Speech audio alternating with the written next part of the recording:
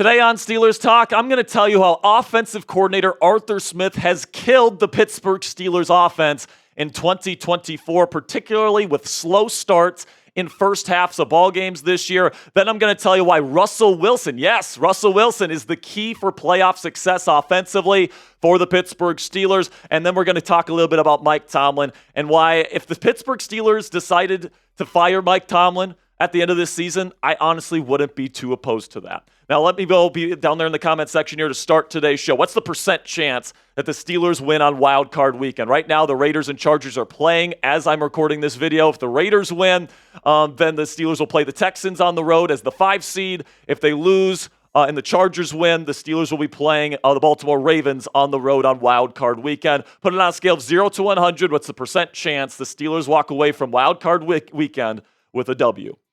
So our first topic today is I wanted to talk about Arthur Smith. And, you know, if you could point to one thing this season that has led to the Steelers not really reaching their potential as a team, I think it's Arthur Smith's insistence on going to his run-first approach and failing to adapt and kind of go to the strengths of this offense, even when it's been shown time and time again that this is not a team that's built to be a run-first team, and this is not a team that's built to run this kind of offense that he has traditionally run in the National Football League. Take a look at some damning evidence here in terms of the first quarter and first half stats for the Pittsburgh Steelers this year. Only 3 first quarter touchdowns this entire 18-game regular season, and none of those first quarter touchdowns came on the first drive of the game. When you are an offensive coordinator and you're on the script and it's your job to game plan the first however so many plays in a game, and you can't even get one first drive touchdown over the course of an 18-game season, there's something wrong with your game planning, plain and simply. Number 2, there's 0 games this year with more than 7 points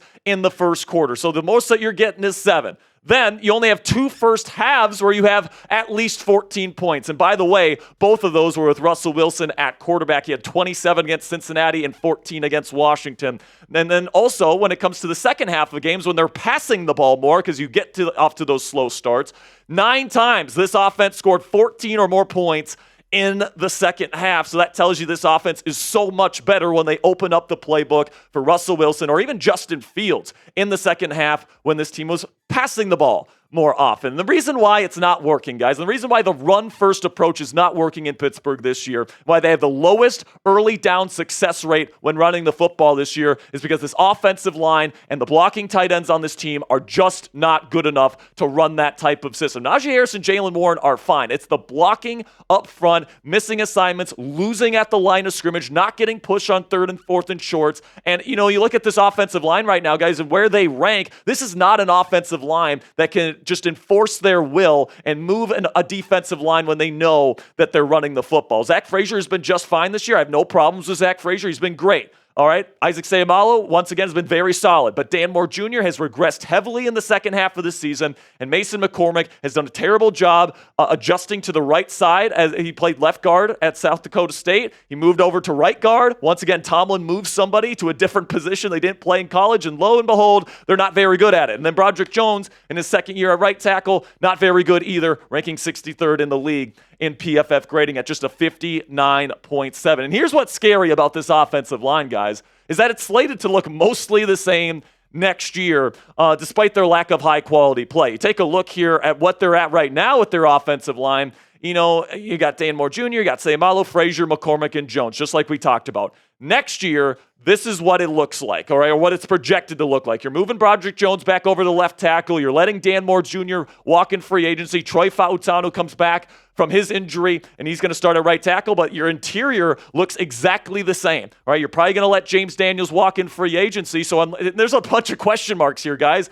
How is Broderick Jones going to play on the left side? That's certainly a big question mark. Mason McCormick, can he take a big step forward in year 2 playing at right guard compared to what he's shown on film this year, which has not been good enough? And then with Troy Fautanu, number 1, is he even going to be a good player? And then number 2, if he is, can he stay healthy despite his chronic knee issues? There's a ton of questions on that offensive line, and there's not as much depth on the offensive line next year as there was this year. So you want to know why this offensive line is so bad, guys? It's because when the defense knows that the Steelers have to run the ball, all right? So 3rd and short, 4th and short situations. The Steelers are dead last in the league in those situations, converting when they're running the football, right? When they're passing the football on 3rd and short, they usually do a good job converting. In fact, when they're passing the ball on 3rd and long, it's almost as good of a conversion rate as running the ball on 3rd and short. That is absolutely unacceptable, especially for a team and running an offense like Arthur Smith's, where you have to run the football and you're supposed to be a ground and pound football team, all right?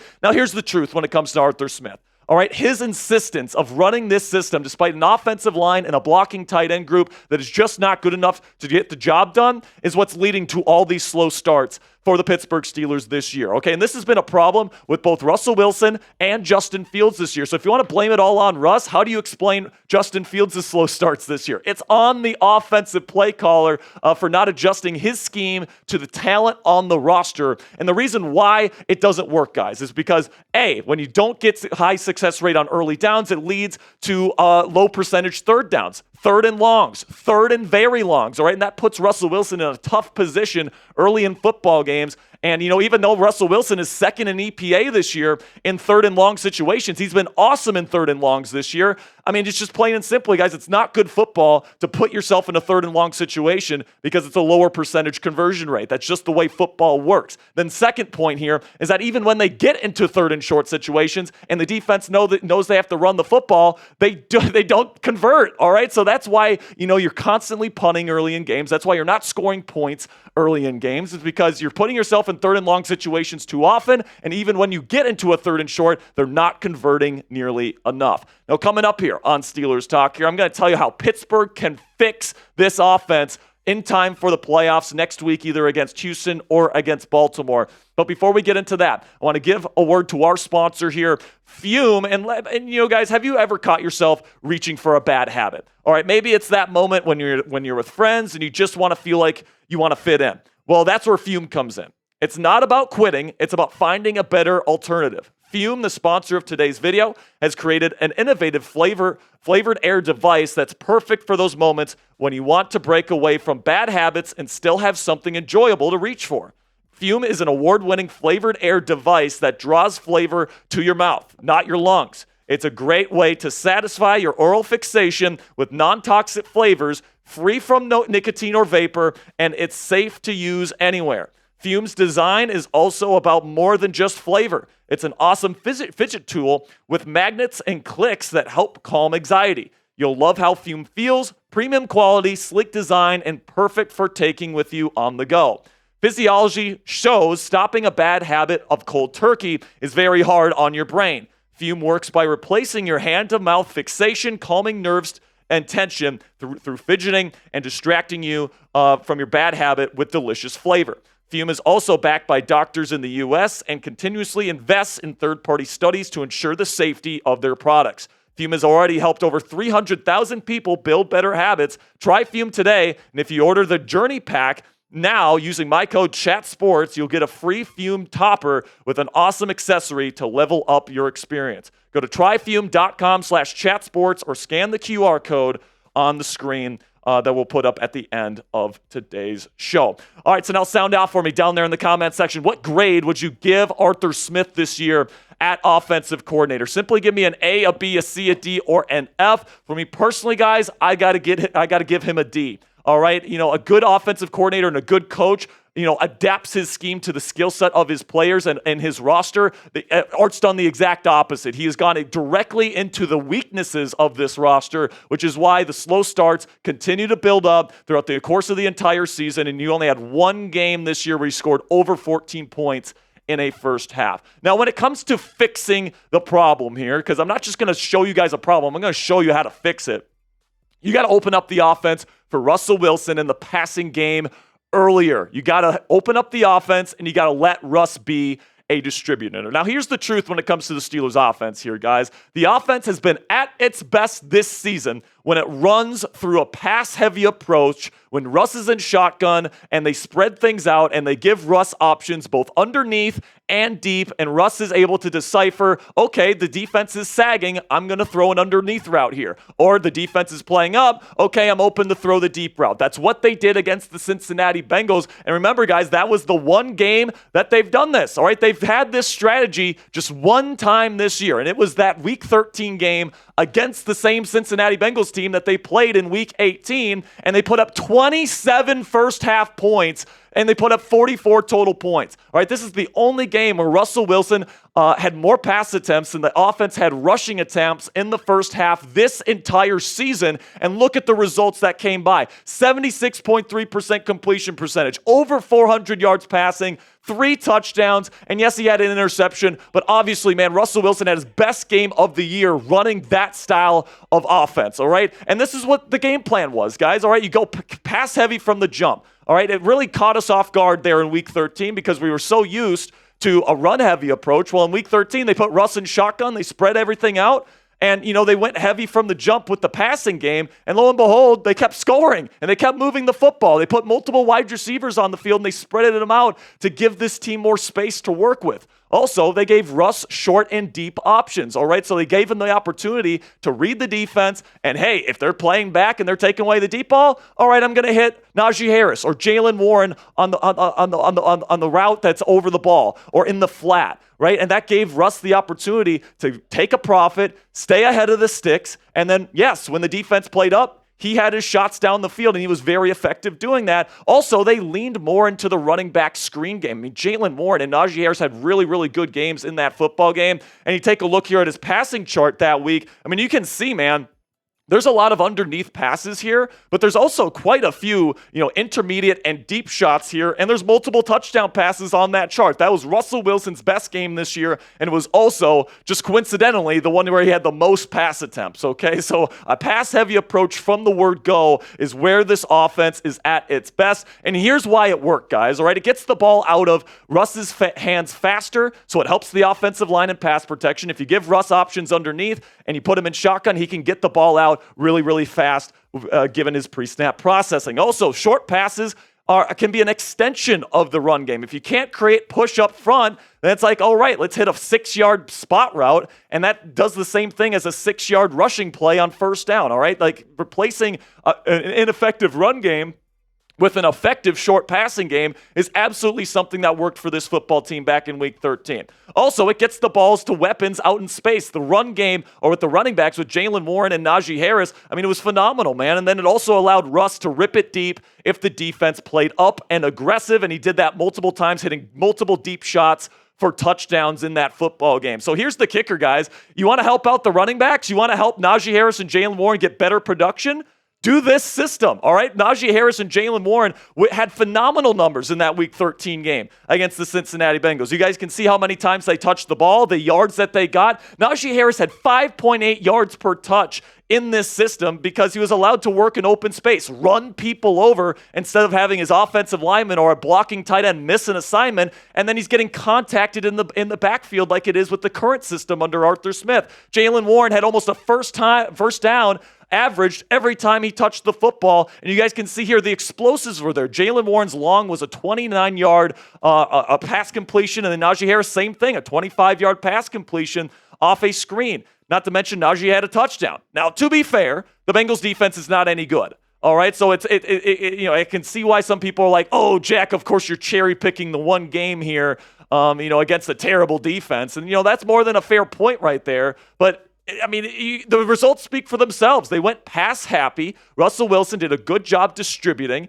and, he did a good job deciphering when he needs to go down the field. This is when the offense is at its best because they can't run the football effectively. Now, this is another thing that the Steelers need to do, all right? And this might surprise some people. I think they got to use Justin Fields more often, all right? This team sucks in 3rd and 4th and short opportunities. Okay, so the way you fix that and a way that you can get better in those situations is you put another rushing threat on the field. All right, when Russell Wilson's out there, nobody's accounting for him in the run game. All right, Russ is not a rushing quarterback anymore. Justin Fields is. All right, and you put him out there, that's another defender that has to guard him, and that's one less number to guard the running back that's trying to get those 1 or 2 yards to move the chains. All right, put Justin Fields out there on 3rd and 4th and short, and by the way, put him out there when you get inside the 5 in the red zone. He has 5 rushing touchdowns for a reason. It's because he's a dynamic rushing threat, and you got to use him more often than they are right now. Okay, and the unfortunate likelihood, guys, is that Arthur Smith is probably not going to listen to me. All right, he's not going to open things up in the playoffs like I'm suggesting. He's going to continue to bash his head against the wall here and continue to try and get this offensive line to magically start run blocking at a high level, and it's just probably not going to happen. If he brings this out against the best rushing defense in the league in the Baltimore Ravens next week, if that's who they end up playing, it is not going to work. It's going to be another terrible start, and unfortunately, Russell Wilson will probably be blamed for it again. Now predict it for me down there in the comments section. Will Pittsburgh score over or under 19.5 points next week? Will they get to 20 points for the first time in a while here? Type O for over or type U for under. This is going to be the pinned comment on today's show. So in the second year, I'm going to tell you about our sponsor, or not our sponsor. I'm going to give you guys the reasons why you should subscribe to the channel. While I'm doing that, give me an O for over or U for under. Okay, now, make sure you guys click that subscribe button if you haven't already, because we got daily Steelers videos right here on the channel, breaking news coverage whenever Omar Khan makes a big move this offseason. We also have weekly live shows. It's all 100% free, guys, so make sure you guys click that subscribe button and join the over 73,000 Steelers fans already subscribed to the channel. Now, before I go here, I want to talk a little bit about Mike Tomlin, all right? And, I'm at the point right now where I don't think the Steelers will part ways with Tomlin. I don't think they'll trade him. I don't think they'll fire him. But I do think at this point, if the Steelers did decide to fire him and bring in an offensive-minded head coach, I personally wouldn't mind it. Now, I really do appreciate Mike T for something very specific here. I think he's a world-class leader of men, all right? And what he does consistently, year in and year out, is get the entire locker room to buy into his message to each other and to the team and the mission. All right. And, what this allows is that, the culture's never going to crumble. If you have a 3-game losing streak, which Tomlin is known for, by the way, they usually find a way to come back and, get better. Look at the defense. The defense was awful for 3 straight games, and then they held Joe Burrow, one of the best quarterbacks and one of the best offenses in the league, to under 20 points in Week 18, right? So there's elements here where Mike Tomlin is an excellent leader of men. And that, by the way, is the reason why the Steelers have never had a losing season. Because if you're always overcoming adversity, you're always giving yourself a really, really high floor in terms of the amount of wins you're winning every single year. So Tomlin's culture, his ability to bring people together, his ability to challenge people to be their very best and to stay locked in no matter the adversity, is the reason why the Steelers have maintained a level of competitiveness throughout this 18-year tenure. But it's also maybe why Tomlin won a title in his first. He's a great leader. And when he inherited that great roster with Troy Polamalu, Big Ben Roethlisberger, Hines Ward, Santonio Holmes, he inherited so many great players from the Bill Cowher era. And, when he won his Super Bowl, he did it with a lot of those players that were built by a different head coach. It wasn't him bringing in those players. He inherited those players. And because he's a great leader, he was still able to lead this team to a Super Bowl championship. But I think it's a more than fair question at this point in Mike's career. There's no doubt he's a great leader. All right. He's one of the best in sports, in my opinion, in that realm. But can he build a championship team of his own in his own image, all right? And I think the further and further we get from those Bill Cowher years and those Bill Cowher players that he inherited, the less and less we see him have success in the postseason, all right? You look at this here. Mike Tomlin has led this team to 12 playoff berths in 18 seasons. That includes this year. That's a playoff berth 2 seasons out of every 3. So you're only missing the playoffs 1 out of every 3 years with Mike Tomlin as your head coach. But they only have 4 years where they have won even one single playoff game in 17 years, okay? And the reason why it's not 18 is because the Steelers haven't played in the playoffs this year. That's a 23.5% hit rate in terms of seasons where you are winning a playoff game. And that is just not good enough for an NFL head coach, especially for somebody that says the standard is the standard here with the Pittsburgh Steelers. Also, 0 playoff wins since 2016. There's only 6 teams in the entire NFL that have gone longer without a playoff win than the Pittsburgh Steelers right now. All right, that's not the standard that this fan base is expecting. That's not the standard that Mike Tomlin wants for his football team either. He'd be the first one to tell you this team needs to start winning games in the postseason. All right? And because of all the things with Tomlin, all the first-round exits, all the games at home that he should have won, that this team was favored in, all the times the defense crumbled in the postseason, there is a reason why the playoff narrative exists for Mike Tomlin. It's because this team traditionally has not been very good in the postseason under his tutelage. And, another fair question when it comes to Mike Tomlin here is his team-building approach really conducive to building title-contending teams in today's NFL? Because let's face it, guys, the NFL today is an offensive league. All the rules favor offense, all these different things.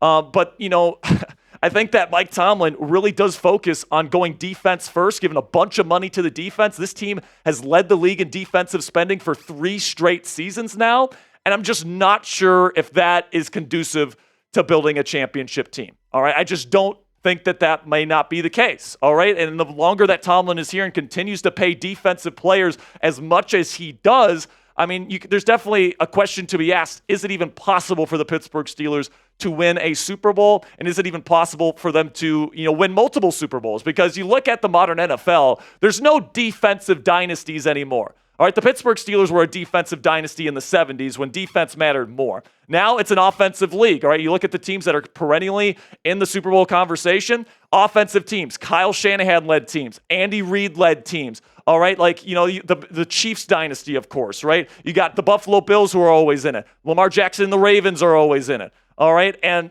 I know the Ravens haven't had success in the playoffs, but you guys get my point there. There's no defensive dynasties in the league anymore. Also, the rules favor the offense. It forces the offense to play perfect football because you can't turn the ball over as much because it's lower scoring football games. And then there's no money for offensive talent. You can't get a big name quarterback in free agency this year because you're paying all these defensive players. All right, you can't really go out and get a big time receiver because you're probably gonna have to pay George Pickens and you're already paying a bunch of players on defense. All right, there's a reason why the best teams in football and consistently are the best teams in football spend their money on offense. And it's not like Tomlin doesn't have other warts too. All right, he's a poor game manager. I mean, how many times has he challenged or not challenged a play that he should have challenged, right? He's terrible when it comes to the decision-making with that. Also, when to use timeouts. He's been awful at that his entire career. Also, he's had multiple stabs at getting the offensive coordinator right. And as we talked about earlier in this video, Arthur Smith looks like he isn't going to be it either. And then you look at the defensive performances. He's a defensive head coach where in the last 5 playoff games,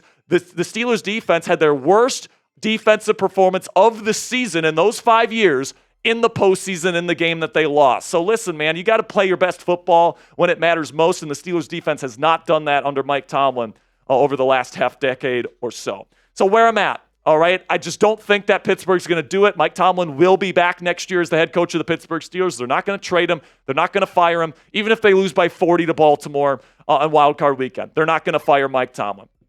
But if they did decide to fire him, I would be down for it. All right, if you could get a great offensive-minded head coach like Shane Steichen, if he's fired by Indianapolis, I would hire him in a second. I would hire Liam Cohen. I would hire Ben Johnson if you could get him. All right, offensive-minded head coaches tend to build Super Bowl caliber teams, and that's the way it works in the National Football League.